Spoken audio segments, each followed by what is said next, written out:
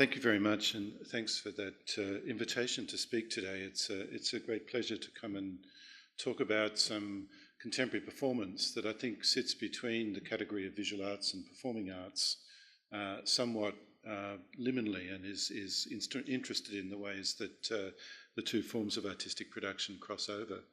I am going to talk about some work that is ongoing, that is a part of a project that myself and a number of other people in the Japanese performance scholarship community have been working on, and that is to try and make sense and to document some of the incredible responses to the events around the earthquake and, of course, the nuclear accident in Fukushima in March 2011. These events, I think, range from very intensive community work where artists have gone in and worked with very particular communities of school children, teenagers, women, men, people who are deeply traumatised, people who have lost their homes and so on and so forth. And then at the other end of the spectrum, artists who have engaged in forms of protest art, and hopefully I'll be able to talk about some of those things, both of those aspects of the spectrum today.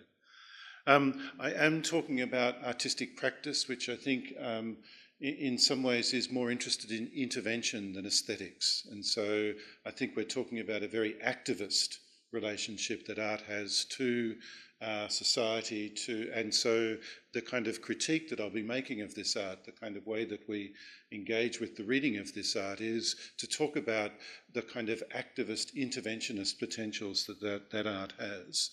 And as you'll hopefully see, the audience, the activation of an audience who are viewing and participating in sometimes the production of this work, but certainly the reception of this work, is a key factor in this. And so, especially when we're talking about community art, we might be talking about a kind of artwork that is made not for an external audience, but is made solely for the purpose of that moment in place and time.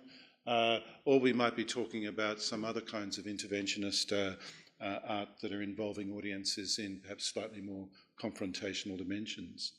I chose the topic to talk about the long view of nuclear space because in a way we're talking about different temporalities. We're talking about a shorter memory of a series of events that took place now 3 years ago, and then we're talking about mid-term memories about economic reconstruction and global meditations on catastrophe.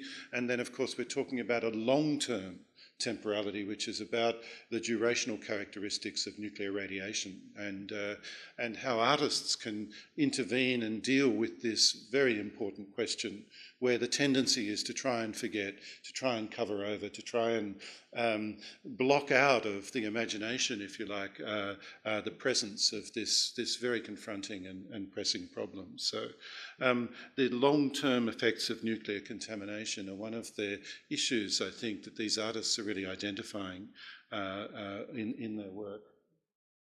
I'll briefly introduce a number of theoretical perspectives, and I do apologise for those of you who are not really interested in theory, but being an academic, we can't do a paper without some kind of a theoretical framework. I've been working with a number of interesting perspectives on this, I think, and the first one is a certain kind of absence. There's a tendency, I think, to view this kind of work through a certain kind of benevolent framework, what Benedict calls an aesthetics of benevolence.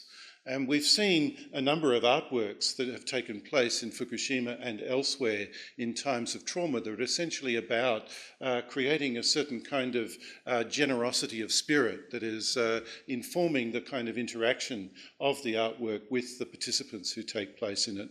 I'm not really going to be talking about that kind of artwork today, but I just put that framework out there as one of the frameworks that is often used to talk about this kind of art.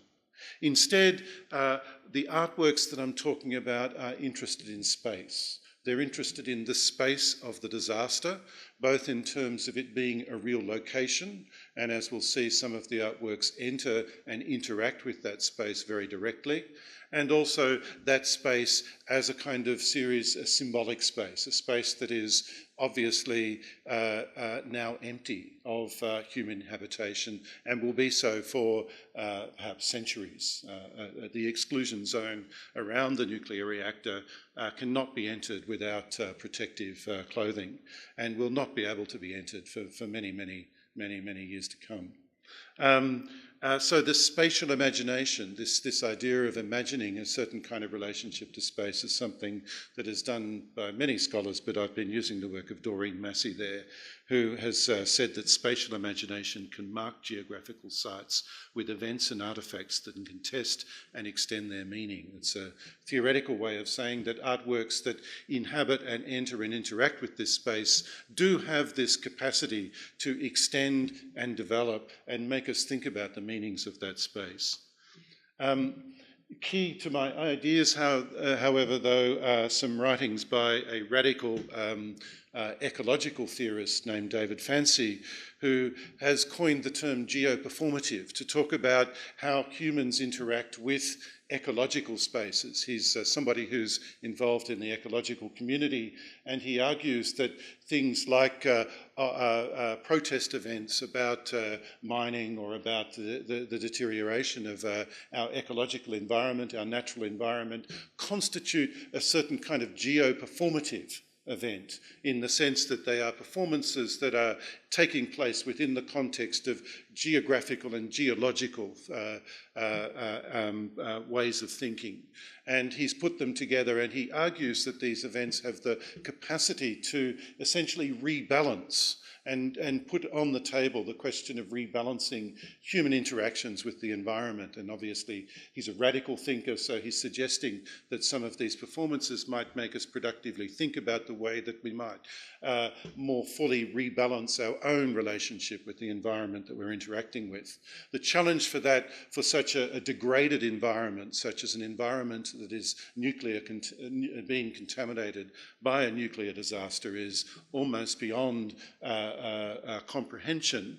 And so my final theoretical perspective actually comes from a Japanese nuclear physicist who, after the events of 3/11, became one of the spokespeople on the television networks, who essentially explained to everyday people in everyday terms what happens in a nuclear meltdown, what actually happens in in scientific terms. And he, in a symposium that I was watching, organised by the Tokyo Performing Arts Meeting, where he was in discussion with a theatre director, came up with the beautiful phrase. He suddenly said, in a moment of exacerbation, he said, well, we're scientists, we can explain what happens in a nuclear meltdown, but to actually explain it, you need the imagination of the artist.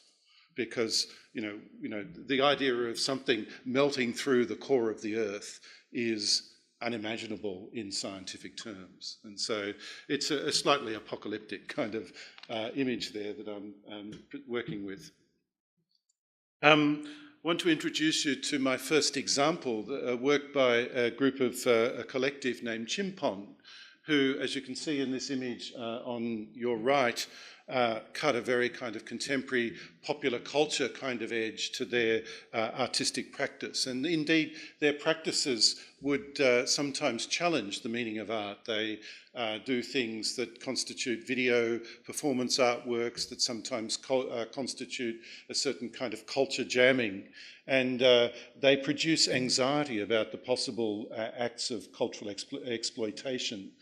For example, they took Louis Vuitton bags to Cambodia and made a short artistic film about using these bags to drop on mines, to explode the mines that had been left there from the Vietnam War. And so there's this kind of slight anxiety about the way that they're behaving, because they're kind of wealthy Tokyo bourgeois Japanese subjects with their Louis Vuitton signature of their privilege, and they're kind of throwing them on these mines, and the mines are blowing up, and they're all kind of treating it like some kind of game. While at the same time, I think there's a very serious side to this kind of work, and they're really, I think, operating in a way that is making us as audiences really anxious about how we understand the kind of limits of an art practice and the limits of how you might engage with an artistic practice. They have this wonderful image of the super rat, which is a homage to the many, many rats that live in the back streets of the Shibuya area of Tokyo, which is both an area that has a very, very high concentration of bars and restaurants, and is also known as a youth subculture area of Tokyo. And these rats seemingly can survive any kind of form of toxic pollution, and they live on all the rubbish, and they use this super rat image, and they've actually had some rats taxidermied with this very bright, virile kind of radioactive yellow fur to kind of symbolize the kind of image that they're talking about. And there's just a reference there to the names of the people in Chimpon Collective, and a link to some of their information, which I won't go into today. Some of the information that I'm drawing on, though, came from a special issue of Bijutsu Techo, which is a contemporary art magazine. They're probably the most contemporary and regular of artistic publications in Tokyo, where they did a special issue on the work of Chimpon and their response to 3/11 through the response to Fukushima. Now, there are a couple of works that I'll talk about. The first one, and perhaps the most dramatic in terms of demonstrating a geo-performative kind of relationship, is called Real Times, and it was made some months after the events of in March 2011, where 3 members of the company wearing hazmat suits attempted to re-enter the site of the nuclear reactor, and in fact they filmed this, and the artwork is actually the film work that is shown, and there's a link to where you can see aspects of that work online there. But essentially what happens is that the 2 actors, 2 performers, followed by a third carrying the video camera, drive on the back pathways up to the nuclear reactor. They're prevented from entering by some guards, and so they then go around and walk up this pathway on foot, and they arrive at a platform that overlooks the nuclear reactor site, which was, before the events of 3/11, actually a picnic point for people to go and have picnics and look at the beautiful seaside and the beautiful reactor and enjoy the kind of nature that was being provided by the beneficence of the TEPCO Power Company. And they unfurl a homemade flag at this site, and we're using a spray can. They paint what you originally think is going to be the Japanese flag of the red sun, and then they spray in these radioactive symbols, and then they sort of almost ineffectually start waving it at the nuclear power plant, and then into the distance you can see the power plant venting this toxic smoke. And so this is, an example of a highly interventionist, highly dangerous artwork of people using their own bodies to occupy a site of exclusion, a site that has been made invisible by the media and by the government and certainly by the TEPCO company. It's both an act of protest, a documentation of that protest, and then it's shown as an artwork in the context of an art gallery. And there's a description of it there by one of the members. There is a viewing platform built to gain the residents' understanding for the nuclear power plant, and it has become a place where people gather to see the first sunrise of the year. We walked to the overlook viewing platform and got out our white flag and painted a rising sun on the flag, which comes from the sunrise, and then we altered the flag into the symbol of the radiation symbol. So it's very sort of straightforward, perhaps didactic, perhaps highly expressive work. Another well-known work that they made was actually the defacing of another artwork made by Okamoto Taro, who is one of the canonical figures in Japan's post-war modern art movement.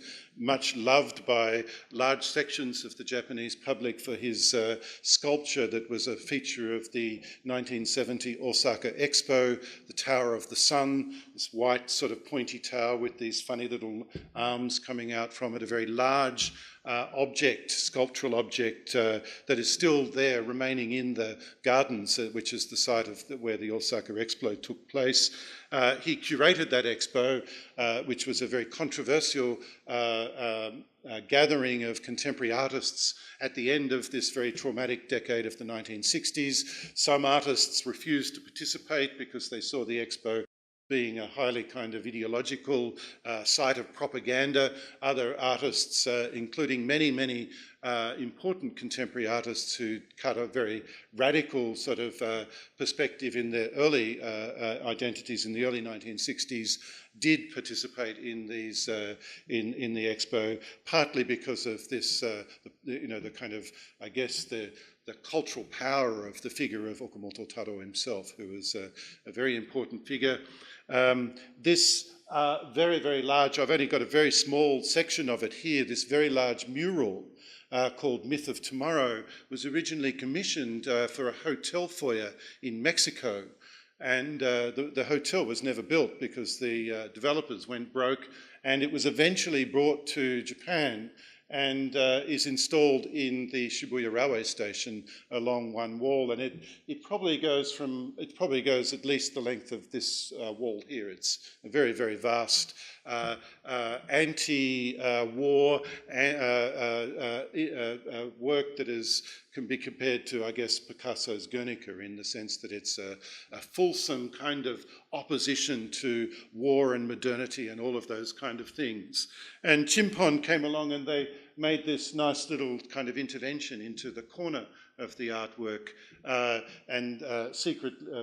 one night they came. They didn't actually deface the artwork, being nice Shibuya kids. They actually made their little drawings on bits of paper, and then they carefully stuck the pages on the corner of the artwork so as not to damage the original artwork, made their film, got chased off by the police, took the photos, and then made their statement. And it was a very interesting intervention into another artwork, which was about essentially a meditation on nuclear holocaust and modernity and war, with their own particular kind of iconic representations of the Fukushima power plant, venting this toxic smoke. I won't talk about that. It's probably a bit too... we don't really have time today, but I just want to talk about two other works that physically take place within the power plant. One of the Chimpon members got a job there working on the cleanup of the power plant, and he did that in order to make this work, which he called Red Card, which I'm sure you're aware, the giving of a red card is something that a soccer umpire does in a soccer game to somebody who's transgressed the rules of soccer, and they're expected to, I believe, leave the ground. The red card's the worst kind of card you can get, isn't it? I think there's a yellow card, which is a kind of provisional warning, and then the red card's the final one. This work was made by Toshinori Mizuno, his red card action, where he gained a job on the cleanup of the power station so he could take a photograph of himself standing in front of the wreckage holding a referee's red card, a reference to the maximum penalty in a soccer game. Quoted in an article, he said that he was terrified of the radiation which registered its higher readings when he took the photograph. And he's not actually wearing, no, he is wearing a hazmat suit there, so, he's kind of probably still alive. The final protest, which I've got time to talk about today, is an uncanny protest, and we're not even sure of whether this is an artist or the provenance of this is actually, I find, really interesting and unusual.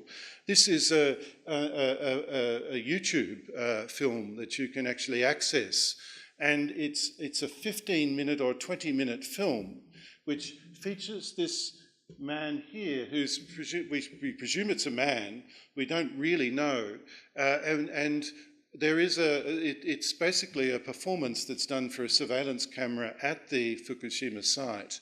And this worker walks into the frame of the surveillance camera and then stands there and points at the camera for some 15 minutes and then slowly walks towards the camera, and then we can see a certain kind of visage of the face. We can't really see the face because of the hazmat suit, but there's this kind of semblance of a face looking very angry, or at least we imagine, while this kind of sensorial pointing at the camera, i.e. the viewer, is the key point of the performance. It's an action that took place on the 28th of August 2011, where an unknown worker walks into the frame of the security camera overlooking the wreckage of the power plant and accusingly points his finger at the camera. The image disturbs because we cannot identify the worker in his or her hazmat suit who is standing pointing at the camera for some 10 minutes. The person moves forward to give a close-up of their possibly angry but distorted face behind the protective mask. But the provenance of this work is also intriguing, as it's become a topic of conspiracy theories. And it's been suggested that this, in fact, was faked, that this was somehow some kind of fake video artwork that was made by people, and perhaps this figure was not actually there, or that there's some kind of post-software happening that's transformed the image. Or, in fact, there's another kind of conspiracy theory which is very much keeping, I think, within the kind of sensibilities of Japanese culture, that this is, in fact, a ghost, and that it's a ghostly figure that is haunting this site. Obviously, it's a site that's full of dead people. And that's a kind of link to the second half of the paper, which I won't be delivering today, which is about the theatre. But what I will say is that the figure of the ghost is reappearing constantly in a number of theatre plays. Null plays, the oldest form of Japanese theatre, are ghost plays by definition. The character, the central character, is already a ghost, telling a story about the traumatic experience of their life that prevents them from achieving a Buddha selfhood or reincarnation. And by retelling that story, it's kind of like a kind of 14th century version of Freudian therapy. They hope to engage in some kind of sense of release. And that dramaturgical framework is coming back into some of the contemporary plays we're seeing, because of the fact that this is an event where there are so many unsettled souls, so many souls that are ghostly, and the site is absolutely haunted, I think. So that's probably a good point to leave it. And on that very happy note, thank you very much.